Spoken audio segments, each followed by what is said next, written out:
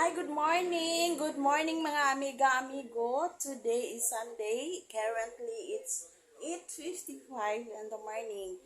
And what I'm gonna do now is to prepare rice for my may ibibigay ko doon sa for coming what we call is that our activities in the school. I will give rice to for the prices.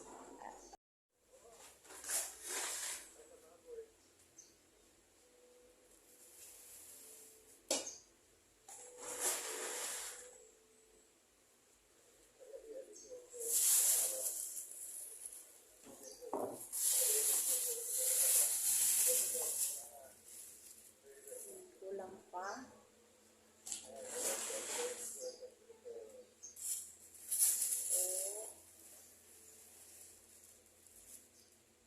Ayan, 2 kilos again.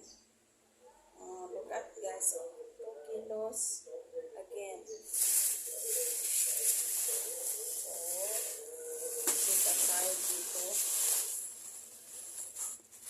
Then we will make again 2 kilos. Kukuha muna ako ng plastic.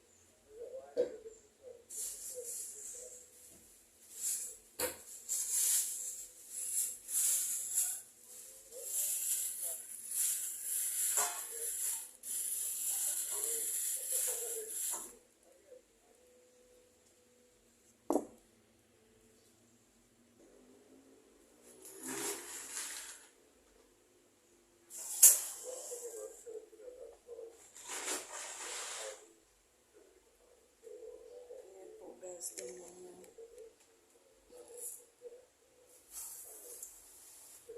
Ayan, kulang pa.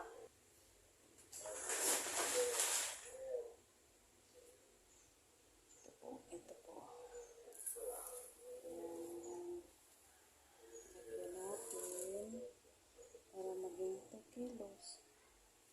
Ayan, oops, tapa na. 2 kilos na. Tama ba? Okay. Ayan, nakagawa na tayo ng 2 kilos. So, 3 kilos, 3 packs of packs ba? In every putos, meron tayong 3 kilos. Ayan. So, ito lang muna. Ito lang muna guys. Ayan o. Ito lang muna guys ang i-ano natin, i-kilo natin. Ayan. 2 kilos. Ayan, 2 kilos, 2 kilos, and then 2 kilos. Guys, I would like to tell everyone that I am doing this to help other people that are need help.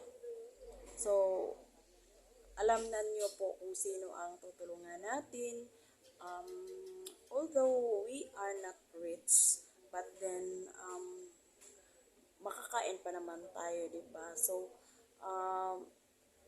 this coming Wednesday, we have our health crusades, and I am inviting you everyone if you want to help others. Alam niyo po kung ano ang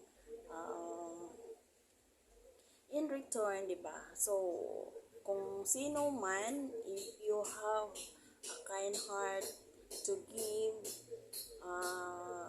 people living in the slum area, so can you contact me anytime? I will put my email ad, and this will be starting this May 22 to May 30. 10 days po ito na mag-crusade kami, health crusade, and then may mga prizes, may mga ano tulong din po na ibibigay. So I need more kind-hearted people. So please comment down below and then tell me if you want to help me.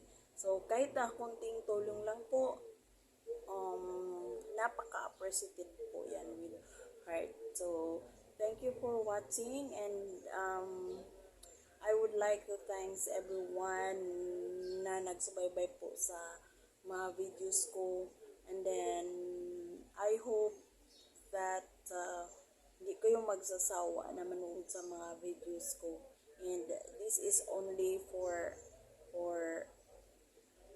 our we need help, every one of us, and this is not for me and for our for the people that are in needs. So thank you so much guys once again. Thank you. Have a good day. See you next time.